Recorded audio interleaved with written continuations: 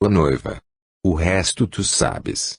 Não aceitei a proposta do milionário, o que determinou um certo estremecimento de relações, como vês. Interessante, meu filho, o que me contas? E, dize-me, foi esta voz que afirmou que has de encontrar tua esposa no teu último dia de vida. Sim, minha mãe, mas não te aflijas, a voz interior assegurou-me que, de meu pai, ambos morrereis igualmente comigo.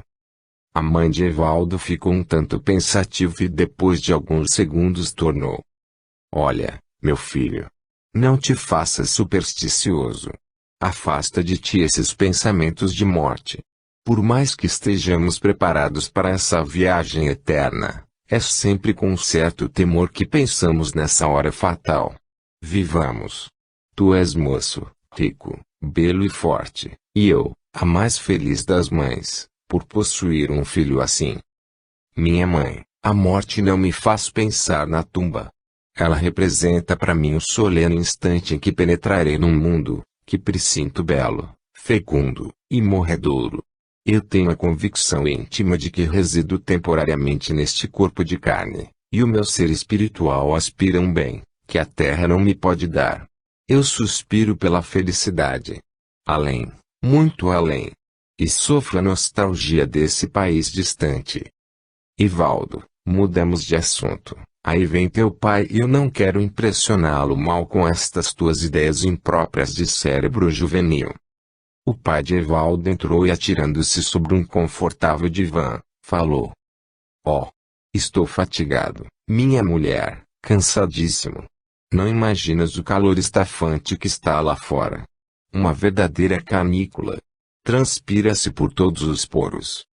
Não falaste-te em entrar no gozo de uma licença. Desististe da ideia? Não, bem ao contrário. Consegui sem grande dificuldade, pois como sabes, nunca tive folgas. Vamos ter 3 meses de descanso. Prepara-te o filho também, não é verdade que nos acompanhas, Evaldo? Evaldo, imerso em cogitações profundas, seguia com o olhar vago o fio das suas ideias. Escutando seu nome, pronunciado por seu pai, teve um estremecimento ligeiro e pergunto. Que me queres, pai? Convido-te a acompanhar-nos ao descanso que projeto, fora desta cidade, meu filho, 3 meses apenas. No campo? Interrogou o moço. Propriamente ainda não pensei aonde, mas preciso respirar ar mais puro. Por que não realizas uma viagem por mar, pai? Não me disseste que em tua mocidade faziam-te bem os ares marinhos? Talvez que agora. Bem lembrado, meu filho, bem lembrado. Iremos ao velho mundo, e não estás querendo fugir ao boliço das grandes capitais? Interrogou a esposa. Que vais tu fazer à Europa? Vamos até Lisboa, minha querida, e de lá iremos repousar em qualquer aldeia saudável do velho Portugal. Na ida e na volta saturaremos os nossos organismos dos salubérrimos ares oceânicos e, durante a nossa permanência na aldeia, gozaremos um pouco da suave quietude dos campos, do seu ar puro, ricamente oxigenado, o que certamente revigorará as nossas forças. Ficou assentado. Partiriam daí a 8 dias. A bordo. O formidável transatlântico rumo a Lisboa. Já navega há 2 dias. Entra a manhã do 3º dia de viagem. Evaldo e seus pais não enjoam. Passam admiravelmente bem. São muitos os passageiros. Na tarde desse dia, um casal de americanos buscava acomodar, em uma cadeira de viagem, uma linda moça, que parecia adoentada. Aqui, minha filha, o vento não está forte e a brisa do mar te fará bem, disse o pai. A linda jovem recostou-se na cadeira de braços e logo seu rosto demonstrou o bem que lhe produzia a frescura da tarde. Mas ao abrir uma pequena chape de seda, para colocar em volta do pescoço, esta lhe escapou das mãos e cairia no mar, se Evaldo, que no momento se aproximava, não lhe houvesse apanhando no voo. E gentilmente o mancebo a foi entregar à sua dona. Os olhos de ambos se encontraram e, mais rápido do que um instante, Evaldo compreendeu que havia encontrado a sua prometida esposa. Saudando com natural elegância, o mancebo afastou-se, indo debruçar-se sobre a murada do navio. Sua mãe, que tudo presenciava, dele se aproximou. Evaldo tinha o olhar fixo no azul do céu, como se alguma coisa descortinasse além das nuvens que perpassavam serenas e brancas. Sua mãe pousou-lhe a mão no ombro. Evaldo não se moveu. Parecia transfigurado. Evaldo, meu filho. O moço baixou o olhar sobre a mãe e passando-lhe o braço em volta do pescoço, aconchegando-a a si, apontando o espaço etéreo, falou com voz estranha, indefinível. Ali, minha mãe, ali. Vejo abrir-se uma fresta de luz no azul celeste. É o nosso último dia de vida na terra que me anuncia. Não te disse o que encontraria minha eleita no meu último dia de vida? E não compreendeste que a encontrei? Ali está a fresta luminosa a despertar em mim um mundo de recordações. Evaldo, enlouqueceste, meu filho? Meu Deus! Não pode concluir a frase. Um estampido formidável e em menos de 5 minutos o navio foi a pique para o fundo secreto do mar. Ninguém escapou. O navio sumiu-se nas profundezas oceânicas. Era a expiação coletiva. Espaço infinito. Povoado de seres espirituais, porque Deus nada fez, inútil, vazio. Evaldo e seus companheiros, do passado, cercados daqueles seres de vestes brancas, aureoladas de luz, que os despertam carinhosamente. E é assim a vida. A luta continua da alma pela conquista dos seus altos destinos, no ciclo imenso das vidas sucessivas, até completa redenção. Gervásio. Em um vasto salão de faustosa habitação do Sr. Conde X, à noite, um grupo de 3 amigos e mais a esposa do Sr. Conde, mantém animada palestra sobre espiritualismo. Ouçamo-los. Penso assim, Sr. Conde, fala o Barão X. A hereditariedade tem proeminente papel sob o ponto de vista físico, como também psíquico. Não há como negar a transmissão de temperamento, de defeitos e de virtudes dos antepassados, quando não dos próprios pais, aos seus descendentes diretos. São analogias indiscutíveis, e isso dá origem ao brocardo, tal pai, tal filho. Não creio, Sr. Barão, que esta seja a regra, porque tais analogias representam uma mínima parte e são apenas exceções. Cada criatura ao nascer traz consigo a bagagem da sua evolução. Conheço casos em que nenhum precedente atávico justifica a sensível diferença entre indivíduos da mesma família. Tais indivíduos são portadores de disposições completamente contrárias às que se encontram em seus progenitores e demais membros da sua família. Se quer ouvir-me, bem como os demais amigos presentes, contarei um caso típico, que concorreu para afirmar no meu ânimo a teoria que venho de expor. Vamos a ele, Sr. Conde. As demonstrações práticas são de grande valor no estudo que vimos fazendo. Bem, enquanto faço a narrativa, manda que nos sirvam gelados e biscoitos, minha cara irmã, disse o conde à condessa, que imediatamente transmitiu ordens ao criado que atendeu a seu chamado. O conde começou assim a experiência, que se propôs a contar. Eu e minha mulher conhecemos, desde longos anos, uma família composta de pai, mãe e 2 filhos, atualmente rapazes de 20 e poucos anos. Gente honesta e digna, laboriosa, possui o suficiente para viver bem. O marido é um reformado do exército, com serviço de campanha. A esposa, descendente de família abastada, trouxe para o casal alguma coisa de seu. O filho mais velho, rapaz inteligente, empregou-se no comércio, constando-nos presentemente que vai casar-se bem. Tendo o pai os mesmos hábitos disciplinados, a probidade e honradez de caráter, o método de vida rigorosamente reta, um belo rapaz. Fisicamente os 2 irmãos são de uma semelhança flagrante. Moralmente considerados, revelam uma desigualdade assombrosa. Júlio, o mais velho, Tem ainda por ornamento do seu belo caráter a qualidade de ser um filho modelo, amorosíssimo para com a família, dedicado e desvelado em extremo para com todos. Gervásio nada aproveitou da educação e exemplos que desde a infância vem recebendo dos seus progenitores. É um dissipador, um perdulário, a quem não interessa o amor da família, nem coisa alguma que afete aos seus. Detesta o trabalho, ama o vício. Dias e noites consecutivos não aparece em casa, proporcionando aos pais motivo de inquietações e sustos. Embriaga-se, e nesse estado o seu temperamento indisciplinado revela-se de uma maneira brutal. Perde o respeito a si próprio e nada o contém. Desde criança revelou-se mau. Maltratava os animais domésticos, jogando-lhes água fervente, espancando-os barbaramente. Em uma palavra, esse moço, que tem tido desde a meninice sob as vistas exemplos os mais edificantes de bondade, honradez e altruísmo, tem demonstrado até o presente ser, na completa acepção da palavra, um mal. É para notar ainda, e isso é sobejamente sabido, não há, quer do lado do pai, quer na família materna, um só ascendente de onde se pudesse originar a hereditariedade de tal conduta. É um ser perverso, completo em vícios, nascido no seio de gente honesta, criteriosa e digna. Ao meu ver, esse conjunto de maldades tem origem no passado da alma que habita no corpo de Gervásio, espírito ainda hoje refratário à moral e os bons costumes.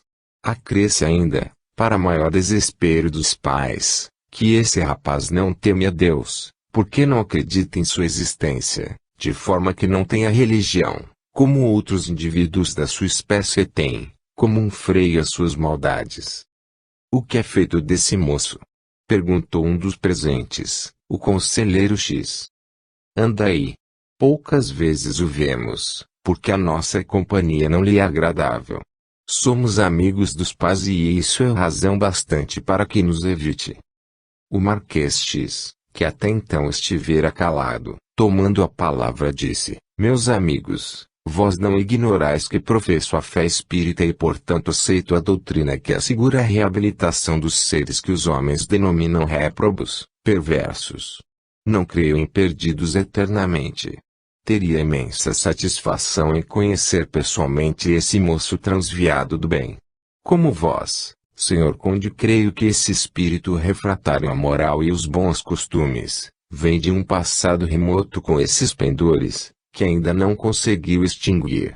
Os pais não são transmissores dos seus erros, como igualmente não são das virtudes que adornam o caráter do filho mais velho.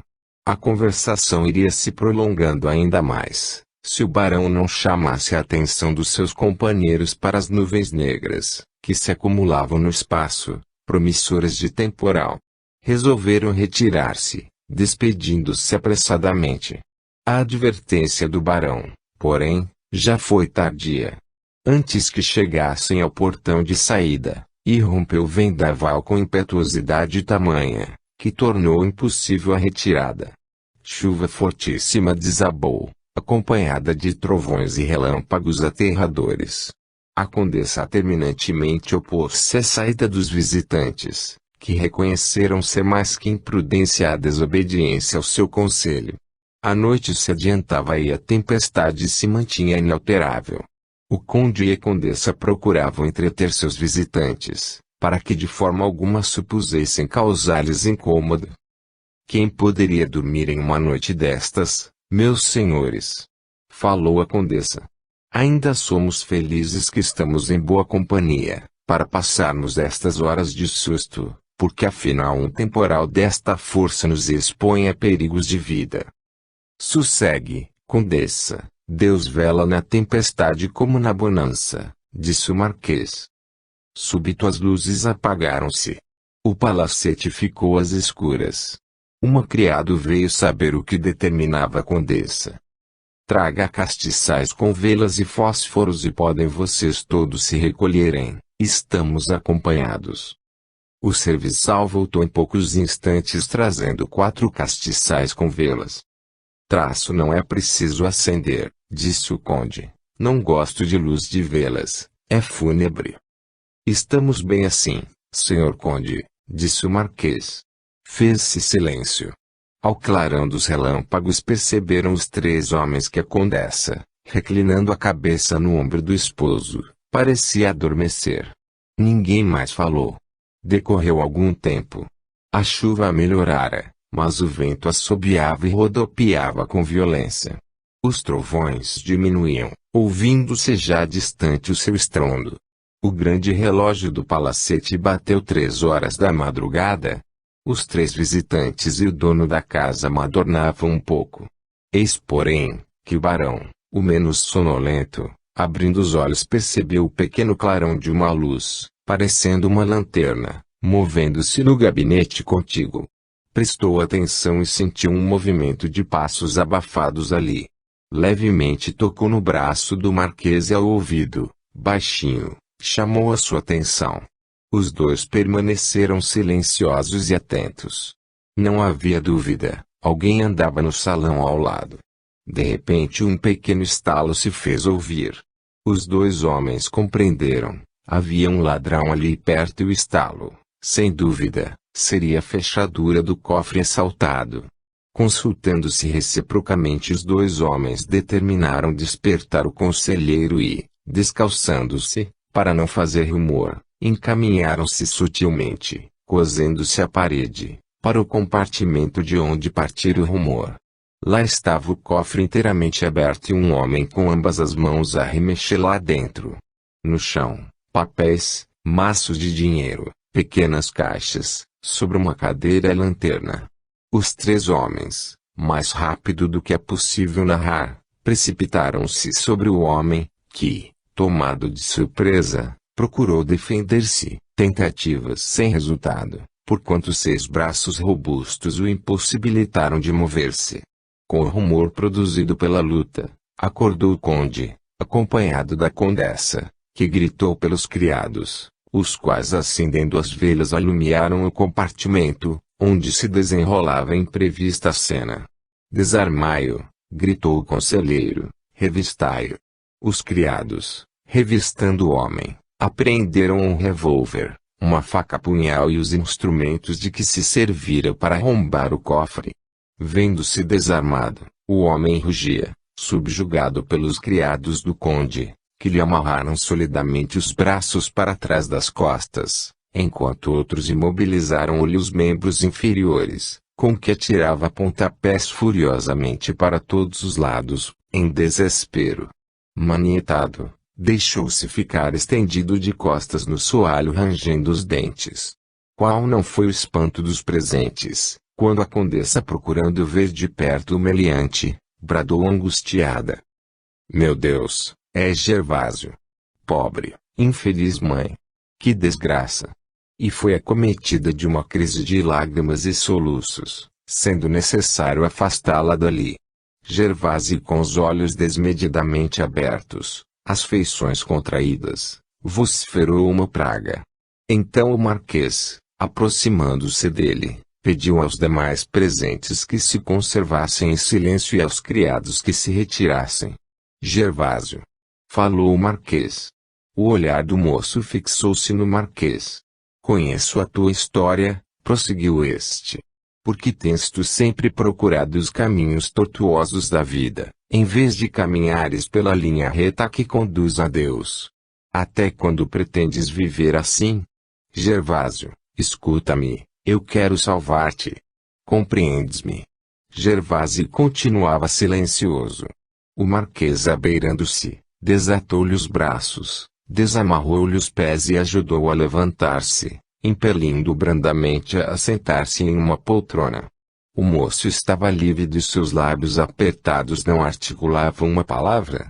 O marquês fez sinal aos amigos para sentarem-se, permanecendo silenciosos, e experimentou, por meio do hipnotismo, despertar em Gervásio a recordação de suas existências passadas. O moço caiu em um estado de transe impulsionado pela força potente da vontade do marquês. Fez um relato minucioso de 4 vidas anteriores àquela em que se encontrava. Descreveu como fora, sucessivamente, chefe de uma horda de canibais, havendo caído prisioneiro de uma tribo inimiga, que o devorou, depois corsário, o verdadeiro terror dos mares antárticos, mais tarde, tenebroso vulto de época da Inquisição, quando praticara os crimes mais atrozes, que só uma mentalidade satânica poderia conceber e realizar, e, finalmente, temível Facínora, vampiro, insaciável, que movimentou em torno da sua sinistra figura a polícia mais afamada da velha Europa, perdendo finalmente a cabeça na forca infamante, em Londres. Ouviram todos, desta forma, a narrativa fiel dos crimes praticados pelo espírito que na atualidade habitava o corpo do moço Gervásio. Antes de o despertar, o Marquês, possuído de uma força de sugestão, vinda certamente do além, impôs ao espírito rebelde a ideia da reabilitação pelo arrependimento, ordenando-lhe obediência incondicional à sua vontade. O moço despertou. Que é isto?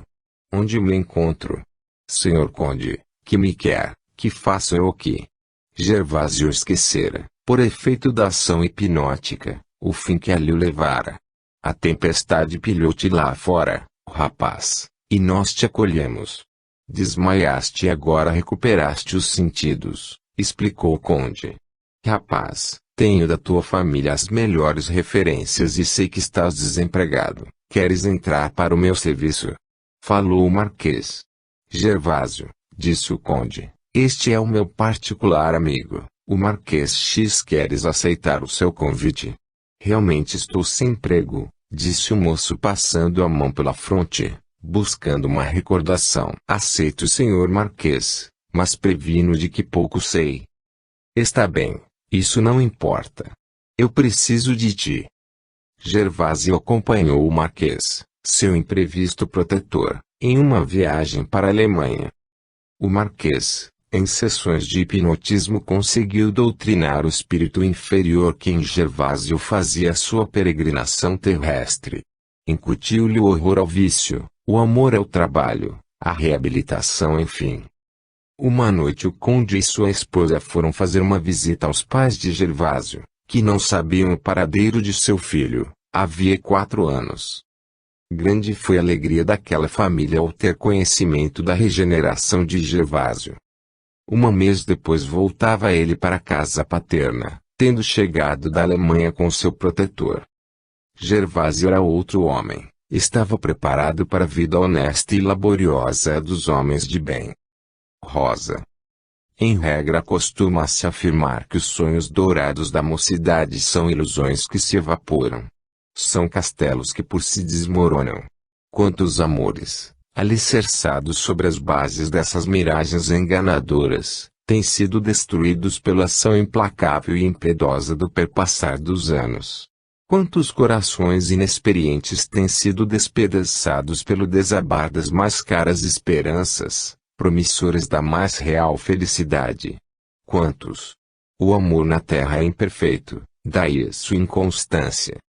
Um par gentil, porém, houve, para o qual a felicidade não foi apenas um sonho encantador dos primeiros dias da alvorada da vida, Eudoril e Celuta.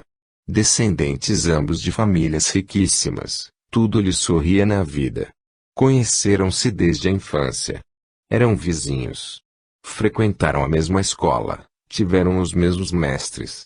Prometeram-se um ao outro, desde que ele completou os 16 anos e ela os 14. As duas famílias alegraram-se com a perspectiva daquele futuro consórcio, convencidos da sincera amizade que unia os dois jovens. Efetivamente, quando aos 23 anos de idade Eudoril, pronto na vida, esteve em condições de tornar uma realidade a felicidade sonhada, foi na maior alegria e satisfação geral dos pais de ambos e contentamento dos parentes e amigos, que o casamento se realizou. O formoso casal foi residir em um lindo bangalô de encantador e pitoresco bairro, retirado e solitário, onde a sua aventura era comparável à das aves, que escondem seus ninhos na fronde verde das grandes árvores. Eudoril encontrava em Celuta todo o seu ideal realizado. Celuta havia no esposo todo o amor da sua alma. Eram felizes. Passados 2 anos dessa venturosa união nasceu o primeiro filho, Um menino louro e lindo, que veio aumentar ainda a felicidade dos dois. A criança veio sadia e bela. Seluta fez questão de amamentar seu filho, o que contribuiu grandemente para sua invejável saúde e robustez. Não admitiu ama para o seu rico bebê, ela própria dele cuidava, no seu egoísmo materno, aliás perdoável. A lei dos destinos, porém, se executa por molas secretas, que presidem e realizam, em tempo oportuno, a ação da justiça imutável. A felicidade na Terra representa ordinariamente um período de descanso, em que o espírito armazena energias para fazer o face às provas que o há de ferir, infalivelmente, no decorrer das suas existências terrenas. Esses sofrimentos redundam todos em benefício do espírito, ajudando-o a alcançar o mais rapidamente possível o termo da viagem eterna. Seluta e Eudoril adoravam o seu interessante bebê. Era grande o seu orgulho materno, quando ela afirmava, radiante, às suas amigas, mostrando-lhes a criança fruto do seu abençoado amor. Está com 6 meses e até agora, graças a Deus, não sofreu mais leve incômodo. Até mesmo as cólicas, tão comuns nas criancinhas, ele nunca teve, o meu anjinho. Benzo Deus, diziam-lhe todos. O pequeno gostava imensamente de passear de carrinho na floresta próxima à habitação, aspirando o ar puro das folhagens e, de volta do passeio, trazia sempre em cada face estampado o frescor de uma rosa vermelha. Eudoril e Seluta costumavam sair com ele, revezando-se no empurrar do carrinho. E o bebê já estava sabendo escolher, apontando com o dedinho, a qual dos dois, o pai ou a mãe, caberia a vez de fazer o carrinho rodar. E era uma alegria para o escolhido essa brincadeira inocente da criança, igualmente amada por ambos. Certa manhã, havendo faltado, a cozinheira, Seluta, não querendo mandar buscar comida ao hotel, resolveu cozinhar ela própria, para não interromper o serviço dos outros empregados. Vai tu, Eudoril, passear com o bebê, enquanto eu fico a preparar o almoço. E assim se fez. O amoroso pai beijou a esposa e saiu a levar o filhinho ao passeio. Joga um beijo à mamãe, querido, disse ele. E a criancinha, beijando a mãozinha com a boca aberta, atirou um beijo a Seluta, que exclamou, que lindo filhinho. Eudoril partiu com o menino e Seluta ficou à varanda a olhá-lo, até que o carrinho se sumiu na curva da estrada. Ela entrou, cantarolando uma romanza, pôs um avental e foi cuidar do almoço. Eram 9 horas da manhã. Soou a campainha da porta. Era uma visita, uma amiguinha dos tempos colegiais. Muito íntima eram as duas. Abraçaram-se. Venho passar o dia contigo, Seluta. Que alegria, Marieta. Mas escolheste um mau dia. Estou sem cozinheiro e eu própria vou preparar nossa comida. Já vês que tens de passar mal. Bem ao contrário disso, bem sei que és exímia na arte culinária.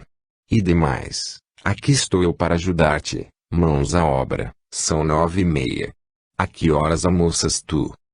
11. Temos tempo. Meu marido foi dar uma voltinha com o bebê e em breve voltará. Vais ver que lindo anjo é o meu filho. Esses passeios na floresta lhe fazem grande bem. Volta bem disposto, alegre, e às vezes dormindo no carrinho, abrigado do sol. As duas amigas foram para a cozinha e iniciaram o preparo do almoço: bifes, salada de alface, agrião, batatas fritas, arroz, legumes diversos e omelete de chocolate para a sobremesa. O tempo foi correndo. Marieta, indo à sala das refeições, notou que o relógio apontava 11 horas menos 10 minutos. Que é dos teus passeantes, Seluta? São quase 11 horas. Realmente, já que deveriam estar. Sem dúvida, algum conhecido demorou Eudorico no caminho. Costumamos estar de volta ordinariamente às 10h30. Vamos para a varanda, eles não podem tardar. E ficaram-se a olhar para a curva do caminho, para ver quando o carrinho apontava. O relógio bateu 11 horas. Enfim, um carrinho apontou lá longe. Celuta aplicou o binóculo. Não era o seu esperado carrinho. Era a filhinha do cônsul inglês, a passear com a sua aia, no seu berço de rodas. Em breve passou perto da varanda onde estavam as duas moças, já um tanto inquietas. Bom dia, madame. Bom dia, Fanny. De volta do passeio, hein? Não viu o meu marido com o bebê? Hoje não, minha senhora. Ele não passou por nós como de costume. Até ia perguntar à senhora, como poderia o pequeno perder uma tão bela manhã de passeio, como, não os viu? Eles foram, sim. E já estão demorando. Até logo, minha senhora. A minha criança precisa tomar alimento. Vou depressa. E foi-se a aia. Celuta correu a ver que horas marcava o seu relógio. Já então 12:15. Era demais. Vamos ao seu encontro, Marieta. Não, Celuta. Bem ouviste aquela mulher afirmar que não os encontrou. Teu marido, sem dúvida, tomou outra direção. Que fazer, meu Deus? Ah! Marieta, ocorreu-me uma ideia. E correu ao telefone. Pediu a um amigo residente nas proximidades do local onde costumava parar com a criança, notícias sobre a passagem de Odorio por ali, como de costume. Não haviam visto aquela manhã. Mas prometeram indagar pela redondeza. 1 hora. 2 horas. Celuta parecia enlouquecer. Não pensou em almoço, andando apressadamente de um para outro lado e olhando sempre para a curva distante da estrada. Marieta engoliu apressadamente alguns bocados e, aproximando-se da amiga, falou-lhe: Olha, Celuta, nós não podemos permanecer nesta incerteza, isto é horrível. Não te parece acertado avisar a polícia? Com efeito, Marieta, como é que ainda não pensei nisto? Fala tu ao telefone, minha cabeça não raciocina. Marieta avisou a polícia, que prometeu providenciar com urgência. Mas a noite veio e nenhuma notícia sobre o paradeiro dos dois entes queridos. À residência de Eudória fluíram amigos dedicados, buscando confortar a pobre moça. Vieram também seus pais e os pais de Eudório. Celuta emudecera. Seu olhar indagador ia de uma fisionomia a outra, buscando descobrir algum pensamento que talvez lhe ocultassem. Mas a verdade era que ninguém sabia coisa alguma sobre o paradeiro dos seus queridos ausentes. Passaram-se 3 dias. Pesquisa alguma havia dado resultado. Marieta instalara-se em casa da amiga, receando abandoná-la em tão rude transe. Celuta não dormia. Seus grandes olhos, desmedidamente abertos, cercados de olheiras profundas, davam ao seu rosto, de uma palidez de cera, a aparência de uma pessoa morta, a quem houvessem esquecido de cerrar as pálpebras. No fim da primeira semana, havendo resultado infrutíferas todas as diligências policiais e particulares, achavam-se reunidos em casa de Celuta grande número de amigos do seu marido e o chefe da polícia local, formulando hipóteses sobre o desaparecimento de Eudório e seu filho. Não pode ser efeito de um desastre, disse um, aliás apareceriam vestígios, ao menos do carro da criança.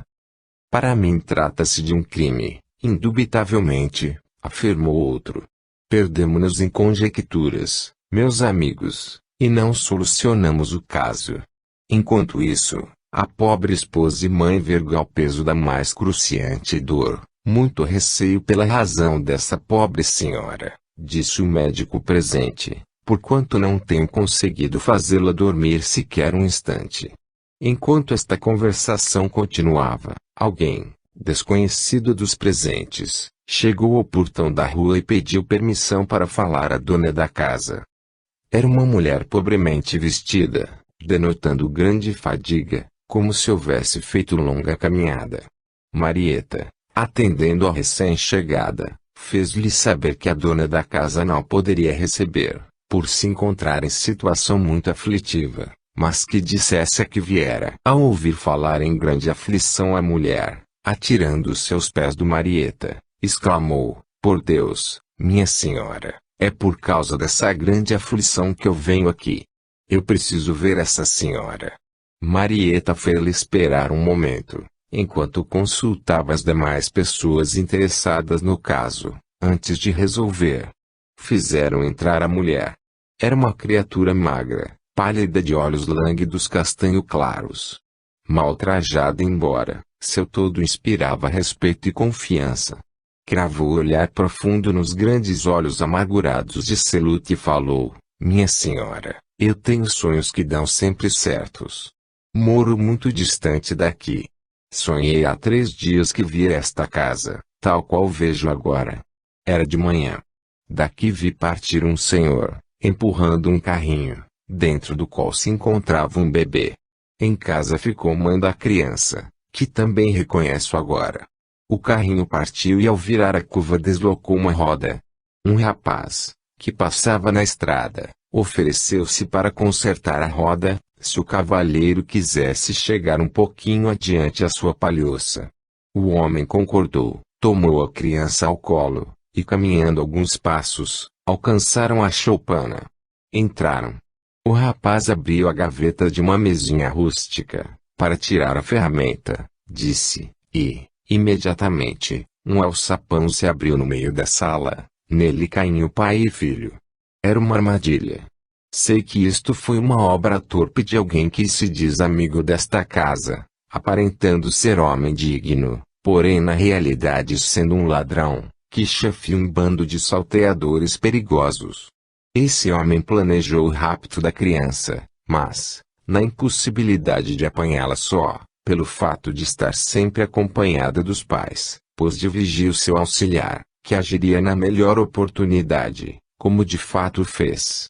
Mais tarde, certamente, quando os ânimos estivessem arrefecendo e o caso parecesse liquidado, pela ineficácia das providências policiais, a mãe da criança receberia carta estipulando o preço do resgate dos prisioneiros. O homem que concebeu este nefando crime está aqui a ponto sem hesitar, ei-lo. E a mulher apontou para um indivíduo presente, justamente aquele que não tinha dúvida em afirmar que se tratava de um crime. O homem indigitado avançou para a mulher, no que foi impedido pelos outros. A voz do chefe de polícia se fez ouvir: "Segurem este homem. Continuai, senhora, estou a terminar, o final vos pertence." Lá se encontram ainda o pai e o filho, aguardando as determinações deste senhor. "É falso. É falso." Vociferava o homem. "Esta mulher não sonhou nada, é uma trama urdida contra mim, para me perder." "Senhor," disse a mulher, "eu sonhei o que acabo de referir e me pus a caminho para avisar a mãe aflita pelo desaparecimento dos seus amados. Tenho a certeza do que afirmo e vós podeis verificar a veracidade deste sonho. Pondei-vos a caminho. A palhoça está situada dentro do mato, a 2 quilômetros daqui. Vinde conosco," ordenou o chefe à mulher. "Apuraremos o que houver." "Vireis também, senhor," ordenou o acusado. Partiram de automóvel o chefe, a mulher, o indigitado criminoso e mais 4 homens, dando antes de partir uma telefonema para a imediata vinda de força embalada, para o cerco do lugar indicado.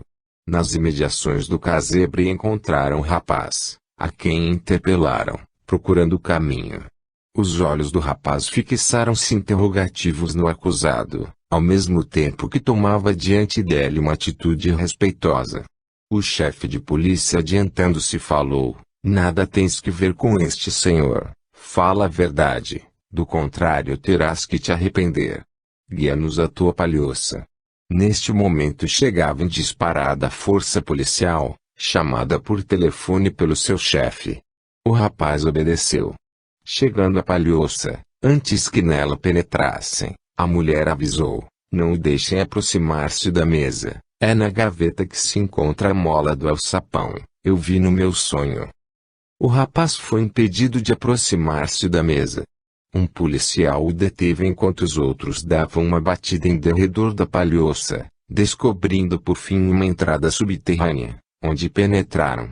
Caminhando por uma galeria extensa, foram deparar com as 2 vítimas da perversidade humana atiradas sobre uma esteira úmida, naquela escuridão profunda. retirados do subterrâneo e trazidos para o ar livre. Era contristador o estado em que se encontravam, especialmente a criança não dava esperança de vida. Durante uma semana mal alimentada, privada dos carinhos e cuidados maternos, seu infantil organismo parecia não poder mais resistir, e só a respiração, pelo arfar do peito, denotava vida naquele corpinho. E Seluta? Indagou Eudoril. Viva, apenas. Respondeu um dos presentes. Enquanto a polícia se apoderava dos dois criminosos, providenciando para a captura da quadrilha assassina, Eudoril e seus amigos partiam rapidamente para sua habitação. O encontro dos dois esposos, tão rudemente provados, é possível de compreender-se, mas não é fácil de descrever. O lindo bebê, acalentado ao calor do seio materno, dentro de algumas semanas voltou a ser o que era dantes, belo, robusto, sorridente.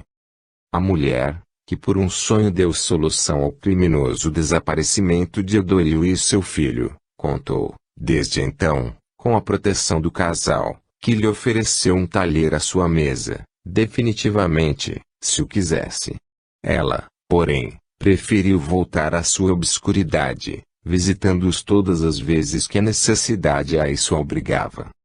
Eudoril, desejoso de compreender claramente o porquê desse sonho revelador, dedicou-se a estudos especiais sobre a alma humana e suas faculdades, seus diversos estados, no que era acompanhado pela esposa. Ouçamo-los, um dia, enquanto o bebê dorme. É isso, minha cara Seluta, o sofrimento cruciante por que passei naquela trágica semana da minha vida, teve utilidade imensa para minha alma. Diante dos padecimentos cruéis do nosso inocente filhinho, definhando dia a dia, naquele martírio horroroso, sob as minhas vistas, na impotência de poder salvá-lo, não obstante toda a minha coragem, todo o meu amor, voltei-me para Deus e a fé despertou em mim. E a misericórdia de Deus veio em meu auxílio. Em nosso auxílio Eudoril, balbuciou Seluta. E essa mulher, essa pobre Rosa foi o instrumento, de que os seres espirituais protetores se utilizaram para a prática da caridade que recebemos.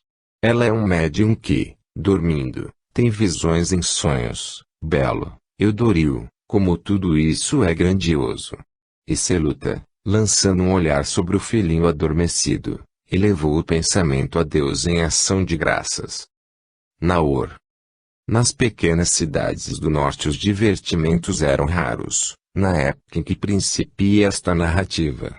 O cinema ainda cá não chegara, os teatros só nas capitais, e muita gente havia que, morando em pequenas aldeias, nem sabiam o que era arte dramática.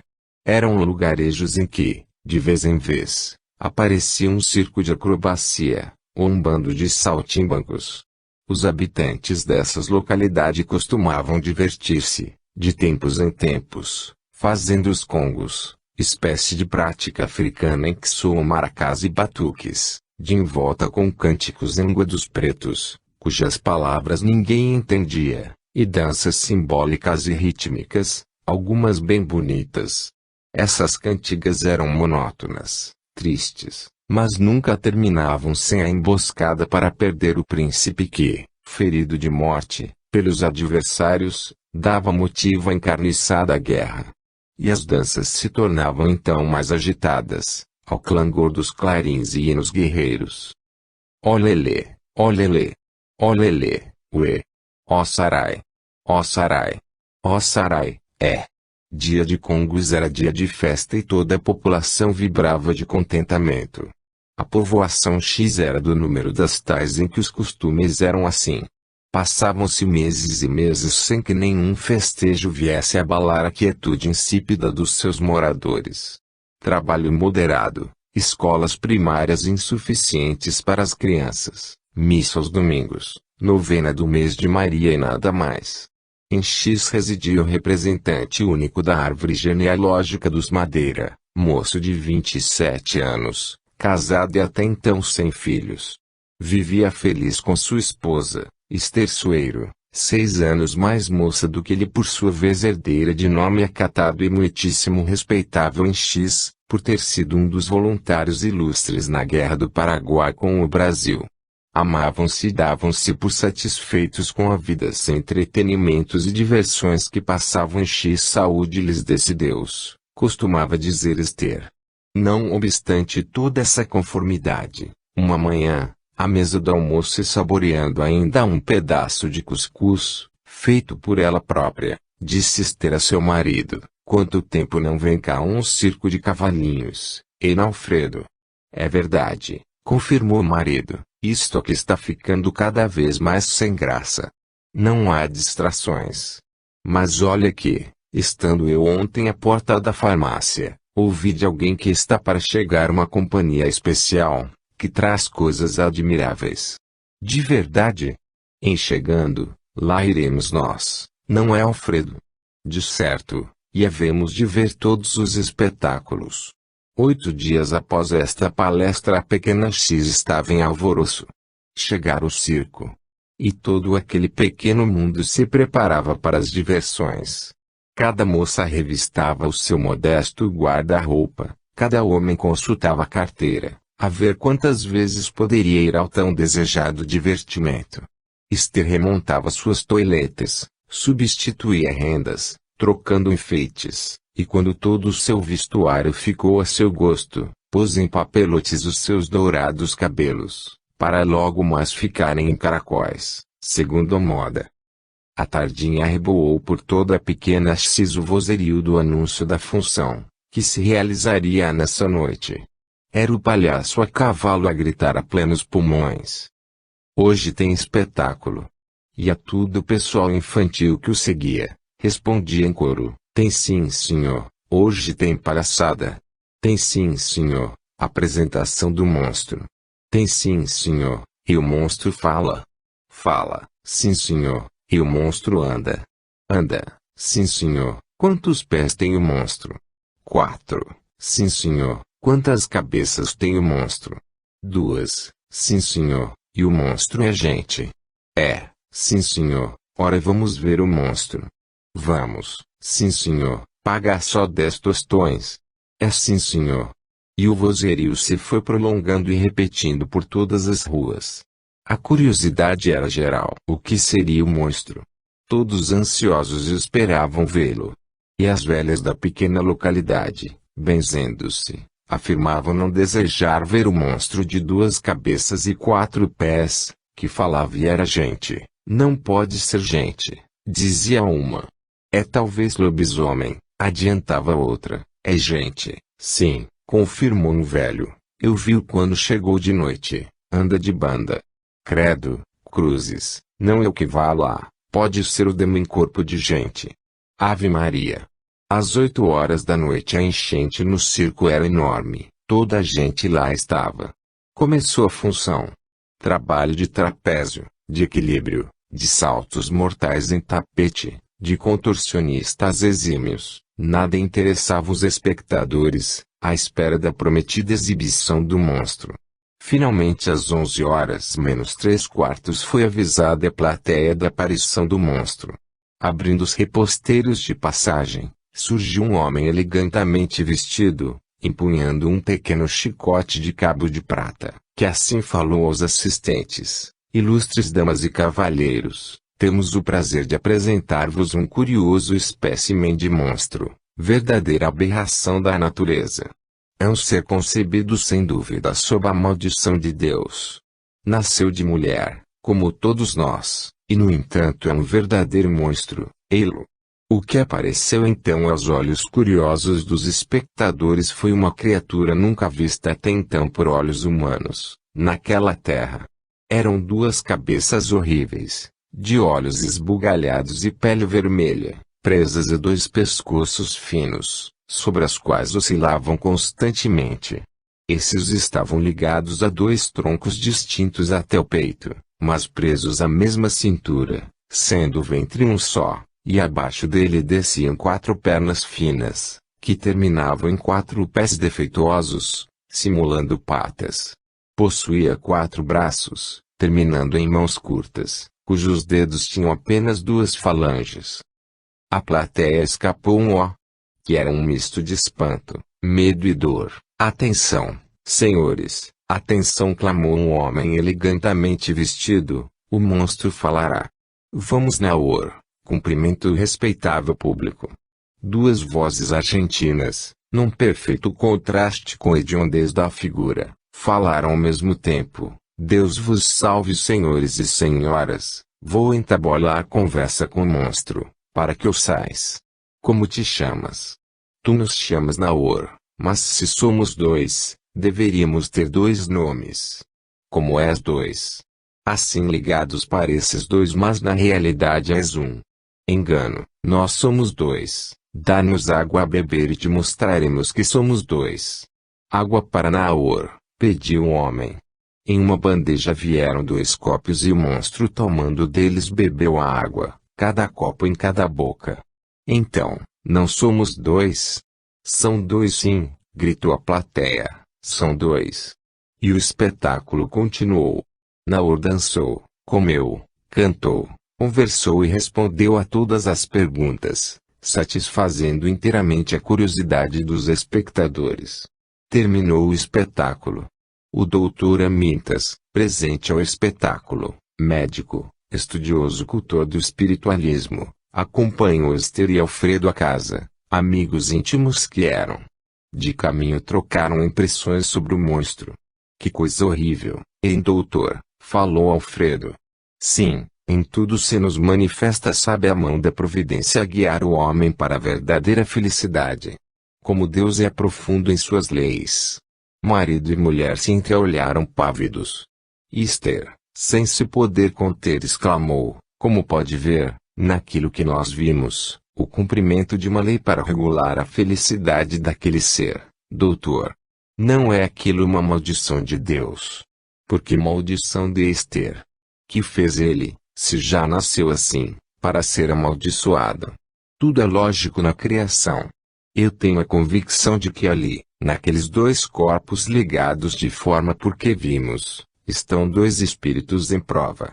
Os crimes dos 2 pesaram na balança divina e, os 2 monstros de iniquidades no passado, espiam no presente, pelo sofrimento, as grandes dívidas que adquiriram. Ligados no crime, ligaram-se no arrependimento e uniram-se na expiação. Quantos seres culpados são regenerados, redimidos pela aceitação e cumprimento da prova? Estavam à porta da residência do casal. O doutor Amintas retirou-se, despedindo-se. 2 dias depois, o grande estudioso veio convidar os seus amigos para um lanche que iria oferecer em sua residência ao diretor do circo Naor, cuja presença era indispensável, para um estudo que desejava fazer. À hora aprazada lá se encontraram todos os convidados. Após ligeira palestra sobre assuntos triviais, servido o lanche, que constou de frutas, doces, chá, biscoitos, o doutor Amintas conduziu os seus convidados para sua biblioteca e lhes falou, Senhor diretor, eu sou um homem cristão e muito me interesso na solução do problema, para alguns cientistas insolúvel, da vida do espírito além da morte do corpo. Acredito que as almas vêm e voltam à Terra para, em sucessivas encarnações, realizarem o seu progresso, formando uma verdadeira associação fraterna. Naor, aqui presente, muito tem me feito pensar sobre a sabedoria divina, preparando, no sacrifício da dor, espíritos redimidos para a salvação eterna. O mistério que envolve estas 2 existências, reunidas em um corpo de monstro, como lhe chamam, pode e deve ser esclarecido, para estudo nosso e melhor desempenho da caridade, a que faz jus pela sua inferioridade. Senhor doutor Amintas, respondeu o diretor, nós aqui estamos a vosso dispor, prontos a fazer bem. Eu não sou um explorador de infelizes. Naor tem o seu salário nos assentamentos da nossa escrita, para resguardar o seu futuro. Trata-o com brandura e o estimo sinceramente. Meus amigos, estamos bem entendidos e, religiosamente, se Deus o permitir, vamos orientar-nos sobre o passado destes infelizes. E o doutor Amintas começou a dar passes sobre as duas cabeças do monstro. 5 minutos não eram passados, Naor caiu em transe. E falou, uma das suas formas: queres tu saber o que somos? Quem somos? Dir-te-ei, para edificação dos presentes. Somos duas criaturas repetidas vezes ligadas para a prática do mal. Eu que te falo, homem, ela presa a mim, mulher.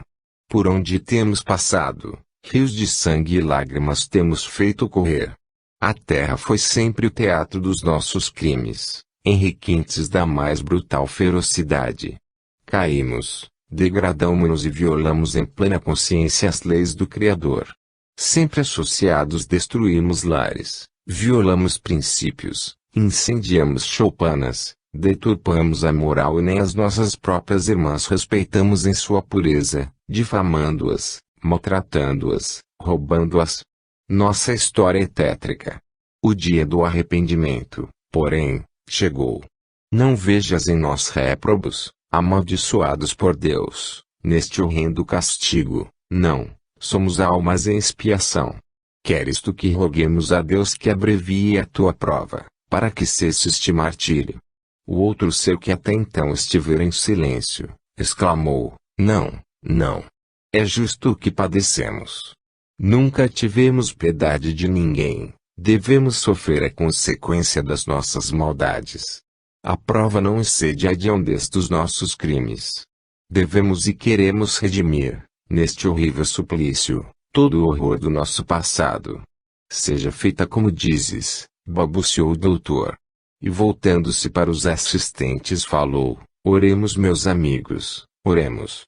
E aprendamos que os erros das nossas existências terrenas são resgatados pelo sofrimento. É a dor que burila os caracteres. Seja Deus louvado. Bendita seja a lei da reencarnação, que permite a reabilitação do mais audaz e perverso criminoso. Zulaine. As profundezas misteriosas do nosso eu contêm a história passada das nossas sucessivas vidas gravadas indelevelmente. O hipnotismo experimental possui farta cópia de provas positivas do despertar dessas recordações, atestando a veracidade da teoria espírita sobre a reencarnação dos espíritos. De Rochas muito se dedicou a este gênero de experiências, conseguindo inúmeras reminiscências de vidas passadas, em médiuns adormecidos. Leon Diniz, na monumental obra, O Problema do Ser e do Destino, relata experiências feitas por diversos sábios em sujeitos vários, sobre renovação de vidas anteriores, reminiscências de homens ilustres, fenômenos de amnésia, etc., cuja autenticidade ele próprio não põe em dúvida. São estudos importantíssimos que reforçam a teoria, que para nós não padece dúvidas, das múltiplas vindas dos nossos espíritos à matéria, forma racional em que se baseia a evolução dos seres.